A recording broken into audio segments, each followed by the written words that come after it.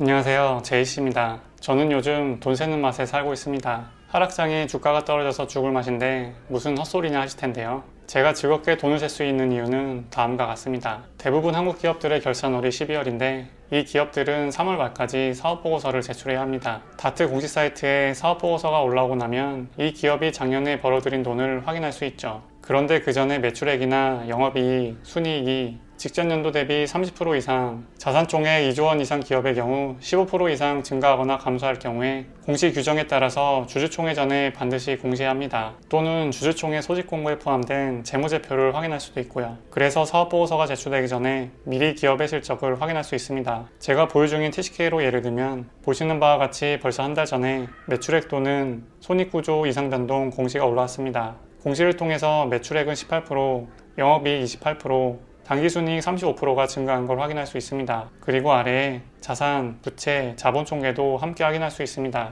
저는 주식 한 개당 벌어들이는 순이익과 한 주당 보유 중인 순자산을 중요하게 생각하는데요. 이것을 구하기 위해서는 당기순이익과 자본총계를 총 주식수로 나눠주면 되겠죠. 2021년도 당기순이익 818억 원을 총 주식수인 1167만 5천 주로 나눠주면 주당 순이익 EPS는 7014원이 됩니다. 그리고 자본총계 3395억 원을 주식수로 나누면 주당 순자산 BPS는 29,080원이 됩니다. 29,080원의 순자산으로 7,014원의 순이익을 벌어들이는 기업이니 자본수익률 ROE는 24%라고 할 수 있습니다. 이 정도면 아주 훌륭하게 자본을 이용해서 돈을 잘 벌고 있다고 할 수 있죠. 이렇게 계산한 값을 관리 중인 스프레드시트에 업데이트 해줍니다. 지난 4분기 기준으로 기록했던 거에 대비해서 버는 돈도 늘어나고 순자산도 늘어났네요. 그리고 배당금의 경우도 안 그런 기업도 있긴 하지만 대부분 미리 발표를 합니다. 배당금도 다트 공식 사이트에서 확인할 수 있고 TCK의 경우 한 달 전에 발표를 했고요. 주당 1,430원으로 발표했네요. 지난해는 1,100원이었는데 30%나 증가한 액수입니다. 정말 짜릿하지 않나요? 회사의 연봉은 동결을 안해 혹은 물가상승률보다 찔끔 오르네 마네 하는데 기업의 순이익과 배당금은 30%씩 증가하니 말입니다. 새로 업데이트를 한 건 구별할 수 있게 파란색으로 표시를 하고요.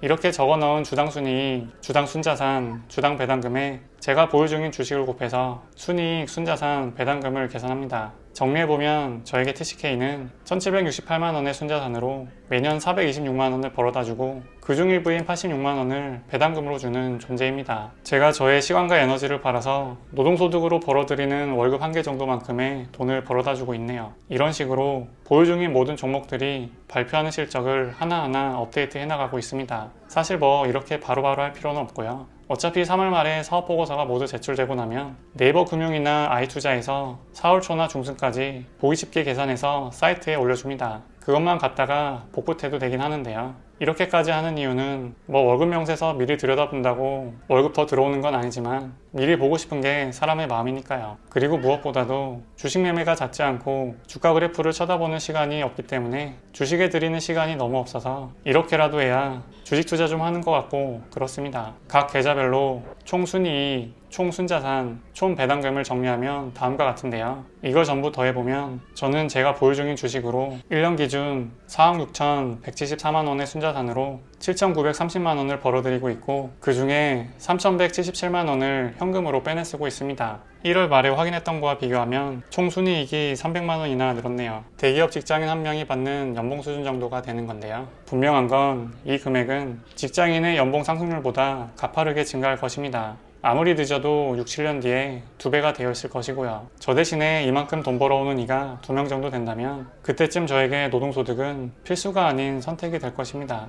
저는 요즘 이렇게 돈 세는 맛을 만끽하며 즐기고 있습니다. 분기보고서와 사업보고서 발표 시즌인 1년에 4번 맛볼 수 있는 주주가 느낄 수 있는 재미죠. 회사 다니면서 주로 누구한테 보고하는 게 일이었는데 이렇게 기업이 주는 보고서를 살펴보면 진짜 주주인 것을 실감할 수도 있고요. 주주는 기업의 주인입니다. 지분이 0.1% 혹은 0.01%일지라도 주주의 권리는 법적으로 보장받습니다. 내가 보유한 기업이 잘하고 있는지 어떤지를 꼭 보고받고 확인하시기 바랍니다. 그리고 가능하면 주주총회를 통해 목소리도 내고 의결권도 행사하시고요. 요즘은 전자투표 제도도 많이 도입하고 있으니까요. 이 부분은 저도 아직 익숙하지는 않지만 나중에 같이 더 알아보도록 하시죠. 구독자 여러분들도 이와 같은 주주의 권리를 누리시며 재미도 느껴보시기 바랍니다. 그럼 오늘 영상 봐주셔서 감사하고 다음에 또 만나요.